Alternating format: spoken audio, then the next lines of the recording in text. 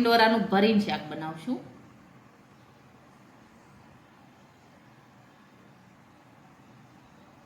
હવે આપણે ટીંડોરા છે તેને આ રીતના કાપી લઈશું. થોડુંક જોરથી બોલે. આ રીતે આપણે કાપી લેવાના છે બંને સાઈડ.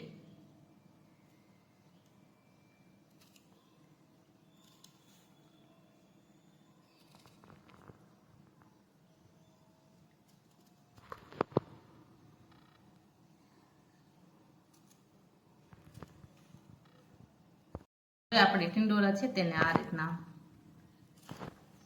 કાપી લઈશું.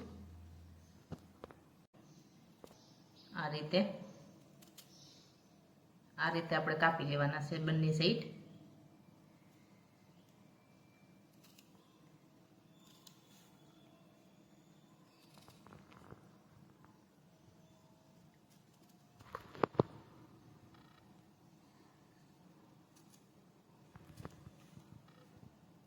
આપણે ટીંડોરા ભરવા માટે મસાલો છે તે બનાવી લઈશું.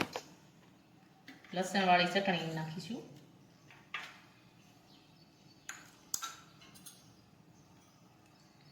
હવે હળદર છે તે ઉમેરીશું. ધાણા જીરું ઉમેરવાનું છે. ખાંડ નાખીશું થોડી. સેવ છે એનો ભૂકો નાખીશું. ચણાના લોટની થોડો સિંગનો ભૂકો નાખીશું.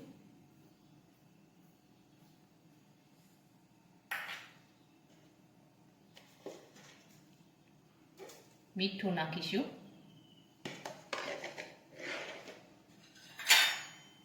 લીંબુનો રસ નાખીશું.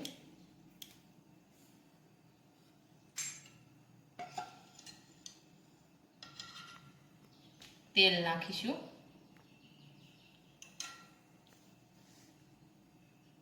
ધાણા નાખીશું. હવે મસાલો છે તે મિક્સ કરી દેશું.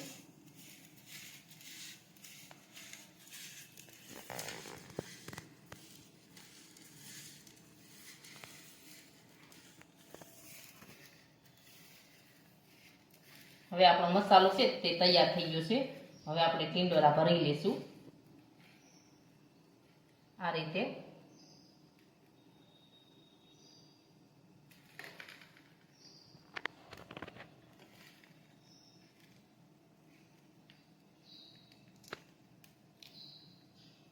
આવી રીતે આપણે બધા ટીંડોરા છે તે ભરી લઈશું.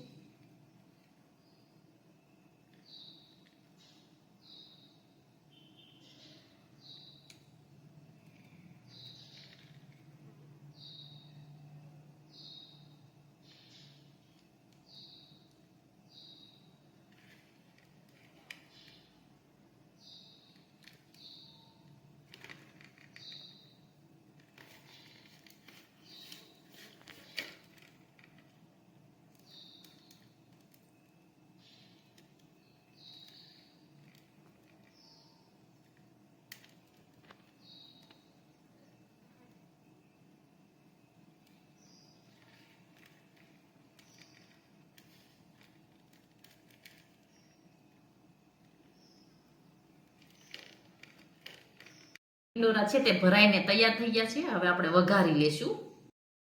હવે આપણે વઘારવા માટે એક કુકરમાં તેલ ગરમ કરવા મૂકીશું.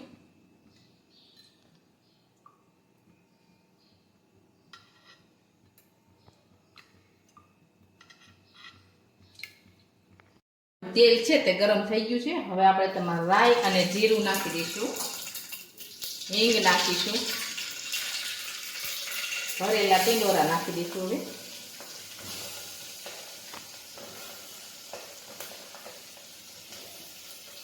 મસાલો છે તેમાં નાખી દઈશું. હવે ફેરવી લેશું આ રીતે. હવે થોડું પાણી ઉમેરીશું.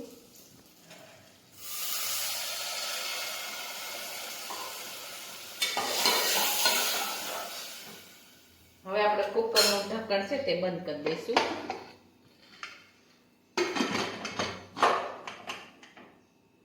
આપણે સડવા દઈશું. આપણું શાક છે તે સડી ગયું છે.